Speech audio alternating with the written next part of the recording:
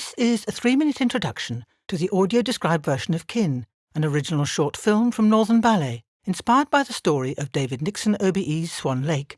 It's directed by Dan Lowenstein, with choreography by Kenneth Tyndall and original music by Alexandra Harwood. This introduction lasts for just under 3 minutes. The film lasts 10 minutes and focuses on the theme of how you deal with your demons and with grief. The main character, Anthony, lost his brother Stephen as a child when he tragically drowned as they played together at the lake. Anthony becomes obsessed with the water in his battle to cope with grief. The main characters in this film are played by 3 dancers, all of them white and in their 20s. Anthony is a tall, athletic man. His light brown hair is cut short above his long, chiselled face.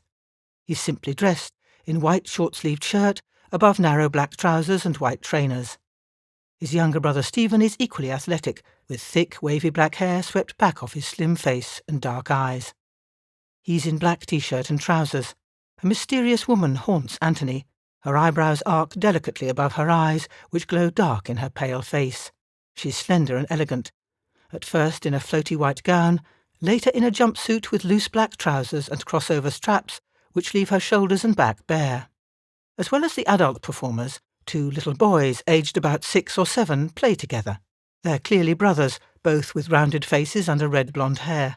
The older wears white t-shirt, black jeans and blue trainers. His younger brother is all in black with red trainers. Much of the action takes place in a city park. Classical-style architecture is surrounded by trees. There are 2 main locations. The first is a colonnade of stone columns entwined with roses and shrubs. A decorative wooden bench, its high back formed into geometric patterns, is set in an alcove of parallel columns. Behind, lush green foliage fills the curving wrought iron of the park railings. The colonnade traces a raised pathway above the park, passing by the tops of the trees, looking out over the expanse of grass. Elsewhere in the park, framed by an abundance of trees and shrubs, a flight of shallow stone steps leads down to a rectangular pool bordered by flagstones. Clumps of yellow flowering lilies and the spears of reeds rise like little islands from the still black water.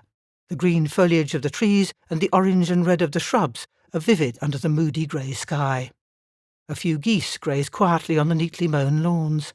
The classical formality of the park is a complete contrast to the drum-like interior of a cavernous, many-sided concrete structure. Little lighted alcoves behind wire mesh barriers are set on each of the floors within the walls that rise up out of sight. The bare floor is flat, pale concrete. A Northern Ballet original dance film powered by City Fibre. An alcove in a classical colonnade of grey stone columns. Anthony sits on a high-backed wooden bench. Kin.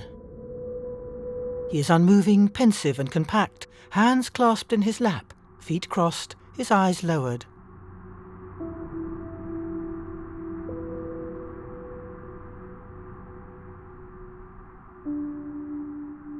His chest swells in a deep sigh. He leans back, shuts his eyes, close-up of his chiselled profile. The focus blurs. The figure of a dark-haired young man sits alongside. Stephen turns to survey his brother. The view slides past the columns. Anthony's alone. His closed eyelids flicker with memories. 2 little brothers, angelic faces under red blonde hair, side by side on the bench. Becoming aware of a presence, he turns to see Stephen relaxed beside him, legs crossed. Their eyes meet. Alone, Anthony gets to his feet. He paces along the avenue of columns, lost in thought. Past the glossy leaves of climbing roses and the smudged green hues of the treetops.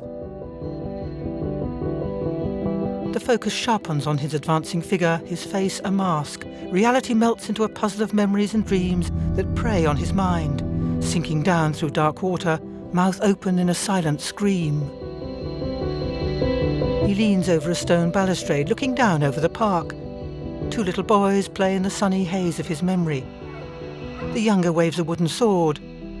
He strides on with purpose, past pergolas and lush foliage. His world tilts. Down a flight of shallow stone steps, along flagstones bordering a rectangular pool of still, dark water. He halts, his gaze drawn to his reflection in the water. He stands alone. Stephen's reflection approaches his in the water. Anthony gazes down at the two reflected figures. The ripples distort Stephen's reflection as his body unfolds. He opens his arms and splays elongated fingers, exploring the watery world. The two little brothers, young Anthony throws a daisy into the water. Adult Anthony watches the two reflections arch and stretch, matching their spreading arms. Anthony turns to the empty space beside him. Stephen pivots backwards within the water. The shape of a woman emerges from the murky depths like a water spirit. Anthony shuts his eyes, stretches out his arms, allows himself to fall back into the water in an explosion of silvery bubbles. His white shirt billows as he sinks, eyes closed, his bare arms float wide. The water spirit's slender arms extend as she approaches through the deep, caught in shafts of light from above. Anthony's hand hangs motionless. The spirit pivots upright in the water, her white dress ripples around her. Her pale hand reaches to grasp his wrist, merging into myriad bubbles. He lies surrendered in her arms. Their hair flows in the water around their pale faces. His eyes flick open. His shirt falls back from his bare chest. The spirit's hands snake over his shoulders. He turns into her watery embrace. Twisting alone in the depths, Anthony dips, arms crossed. He extends his legs, bare feet pointing in a slow-motion leap. The spirit pulses her knees up and down. Her arms drift over her impassive face. Anthony expands his chest. The water flows across the contours of his ribcage. Blue-green light dapples the spirit. Images mingle, their hands smooth up their chests, fingers enclose their throats. Anthony's scream is unheard among the glittering bubbles.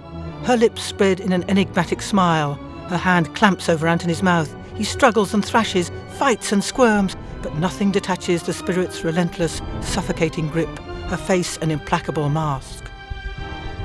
Lights blaze across a cavernous, concrete-walled space.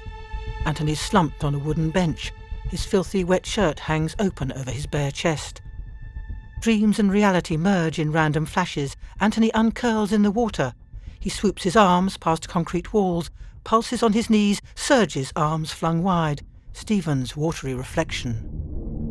Black and white feathers flatten across the woman's head. Black-stained fingertips trace her face, framed by a collar of black feathers. Her menacing smile. The constant companions stalk Anthony's thoughts with fixed, dead eyes. Alone he runs, springs, shoots his arms high. A chaos of dreams and reality haunt him in this dark emptiness. Stephen turns on wide-planted legs. His flexing torso powers his spreading arms. For a brief moment, the brothers are one. The three figures merge. One starts a move, another finishes it. Anthony spins with the woman. Stephen's toes swivel on the concrete floor. Their images loom across the walls. Anthony flies in his brother's embrace. He whirls the woman against his water-stained body. Submerged in the waters of his emotions, his arms sweep him back into the cavernous space. Black paints the woman's eyes. In the water, in his arms, Anthony extends a long leg up and round into spins. His shadow chases into vibrant shapes across the floor. The woman thrashes her arms, hands whip over her face. The brothers pivot in swift arabesques. They spring into the air, within a glowing pool of light. The three move together and alone. Pulse through the water. Anthony launches across Stephen's arms with fluid grace. She pirouettes within Anthony's fingertips, tipping from light into shadow. Black swan feathers frame Stephen's face. The brothers spin, pivot, swoop their arms. Stephen slides round Anthony, staring with wild, possessed eyes.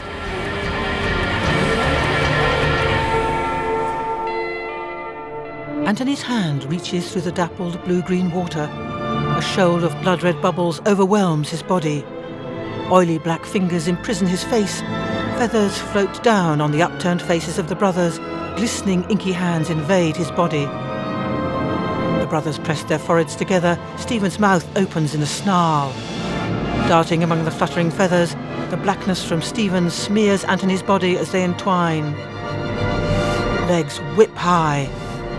Stephen launches off the wall to slam his brother.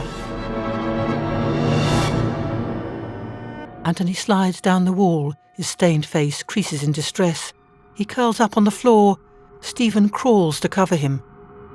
Childhood memories infiltrate his mind. Little Stephen presses his head to a wall. He follows his older brother. Within the concrete drum, the brothers slump against the wall, drained of everything. Stephen reaches. Anthony tenses. Little Stephen nestles in his brother's arms. Stephen's torso bears the sign of a small black cross. Young Anthony piggybacks his brother. Images muddle and melt. Open air, dark water, confused and distorting. Anthony walks away. The wooden bench is empty. The children chase past golden-leafed shrubs. Time rewinds. Anthony steps backwards down the colonnade. The world tilts back to an even keel. Inky hands withdraw. His face is clean. His outspread fall reverses as he surges from the pool. Water bubbles into the spirit's mouth. It snaps shut. Anthony rises through the water, his arms spreading and sinuous. He matches Stephen's steps in the concrete space. The brothers are dwarfed within the circle of light. Sunlight mists the children. Anthony's arms flex. His flickering feet power him up through the depths. He clambers out of the water onto an unfamiliar reed-filled bank. He struggles to his feet. A blur of traffic moves along a busy road behind him. He looks around, eyes wide with incomprehension, shoulders heaving with fast, panicky breaths. Darkness. A Northern Ballet original dance film. A film by Dan Lowenstein and Kenneth Tindall. Kin. Directed by Dan Lowenstein. Choreography and creative direction, Kenneth Tindall. Original music by Alexandra Harwood. Northern Ballet, House of Create. Dancers: Abigail Prudames, Joseph Taylor, Lorenzo Trasello. Child actors: Alfie and Jack Dyer. Concept inspired by Swan Lake by David Nixon, OBE. Production: Barney Coates. Northern Ballet, House of Create. Kenneth Tindall, Dan Lowenstein. Director of Photography: Barney Coates. Costume design and realisation: Carly Marsh. Costume assistant: Holly Prescott. Makeup and hair design: Harriet Rogers. Lighting design: Alistair West. Lighting assistant: Sam Day. Underwater camera operator: Alice Pennyfather. Underwater first assistant camera: Rob Hill. Dive supervisor: Fred Woodcock. Dive location: the Underwater Studio. Steadicam operators: Jake Gerard and Tommy McMahon. First assistant camera: Nick Mulligan and Johannes Lohman. Second assistant camera: Jason Cleaver and Beth Trinder. Gaffer: Raffaella Nicarino. Edit: Dan Lowenstein. Colorist: Davo McConville. Music from Swan Lake. Composition: Pyotr Ilyich Tchaikovsky. Recorded by Northern Ballet Sinfonia, 2001. Adaptation and arrangement: Alexandra Harwood. Music direction and conductor: Jonathan Lowe. First violin principal and soloist: Jeffrey Allen. First violins: Helen Boardman, Raimonda Coso. Second violin principal and soloist: Winona Fifield. Second violins: Laura Concar, Oliver Morris. Violas: Rosalind Cabot, Hannah Horton. Cellos: Alexander Volpov, Toby Turton. Double bass: Gemma Murray. Second double bass: Pietro Lusvardi. Bassoon: Paul Boys. Flute: Thomas Hancox. Second flute: Sarah Bull. Piano: Andrew Dunlop. Orchestral manager: Barry Collarbone. Production sound engineer: Kevin Heap. Diaspora: writing, performance and production: Finn McNicholas. Music editor: Phoebe Workman. Adaptation: Alexandra Harwood and Phoebe Workman. Behind the scenes: Emily Nuttall. Artistic director: David Nixon, OBE. Artistic director of digital: Kenneth Tindall. Watch more Northern Ballet dance films at digitaldance.org. Supported using public funding by Arts Council England, Leeds City Council. Digital production supported by the Liz and Terry Bramall Foundation, the Emerald Foundation, John Ellerman Foundation, Foyle Foundation, Garfield Weston Foundation, audio description supported by the Spectacle Makers Charity and Jane and Alan Fole. Audio description written and voiced by Julia Grundy, with sound engineering by Susanna Lawrence for Vocalize.